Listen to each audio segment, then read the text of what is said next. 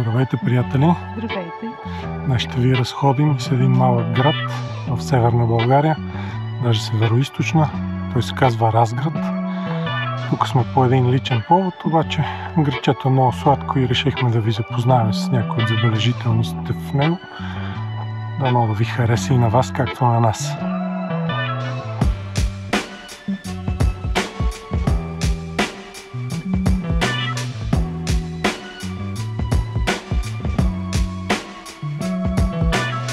Едно от подходящите места е градската градина на Разград.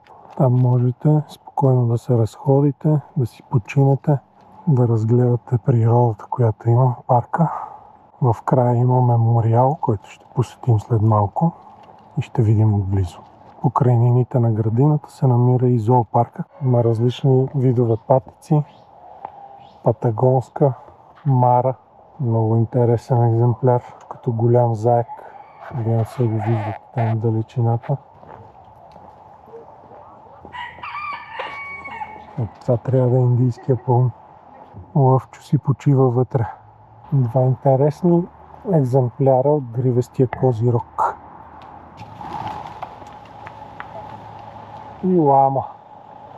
Зоокъта не е много голям, но има интересни животни. За децата със сигурност са приятно забавлени.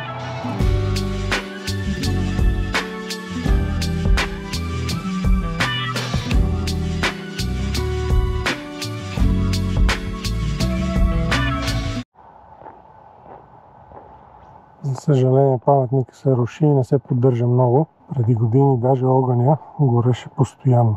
Това е пантеона на безсмъртието, град Разград.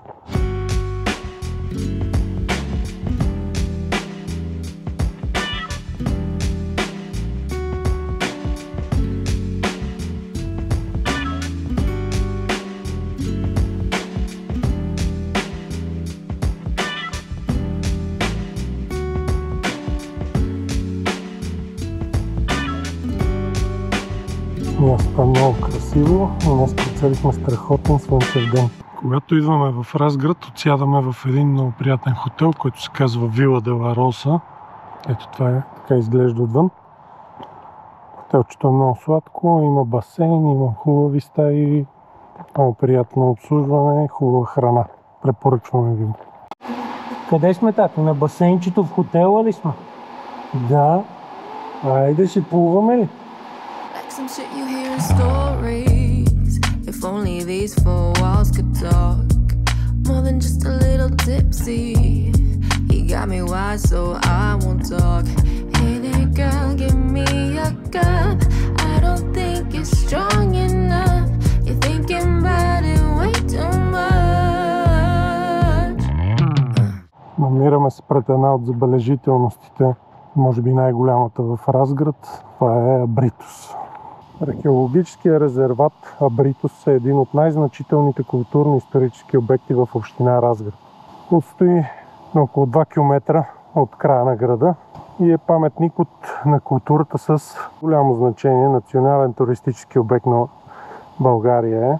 Да се разходим из него, да се потъпим в неговата атмосфера.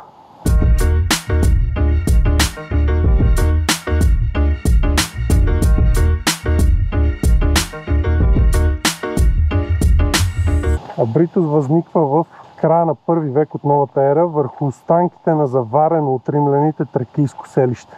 Развива се като значим градски център.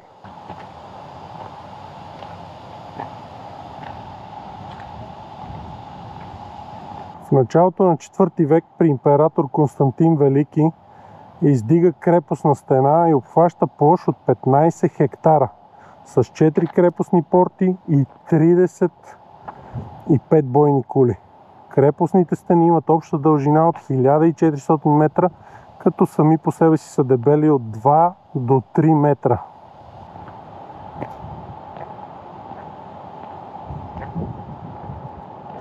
През периода от 5 до 6 век Абритус е измежду 7-те най-големи града на римската провинция, Втора Мизия и седалище на епископ.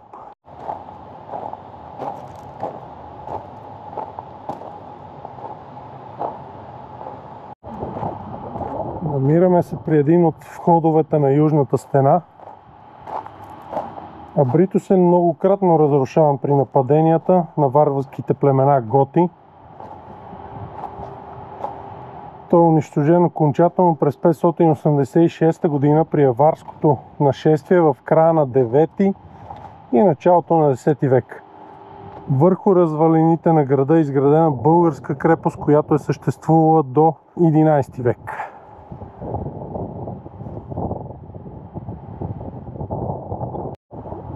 А тук виждаме възстановка на една от кулите, отбранителните. Към момента не е отворена и не може да се разгледа и да се види отгоре гледката.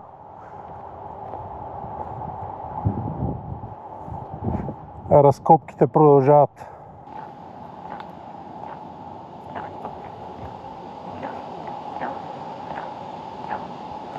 Към архитектурния комплекс има и интерактивен музей, който може да разгледате, да се запознаете с повече детайли за самия град и за нещата, които са открити покрай него. По северната стена има много разположени камъни от архитектурно значение, както и статуи, плочи с епиграфи и други архитектурни детайли, така наречения лапидариум. Може да го разгледате от тази страна, северната на крепостта.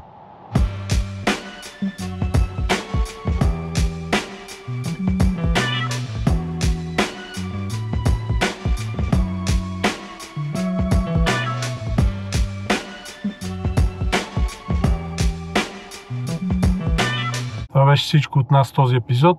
Надявам се да ви е харесало. Между другото, тук горе ще се появи едно друго клипче за тайнствената машина, която се намира край Разград и сме правили преди време. Ако искате, може да го гледате и него. До нови срещи!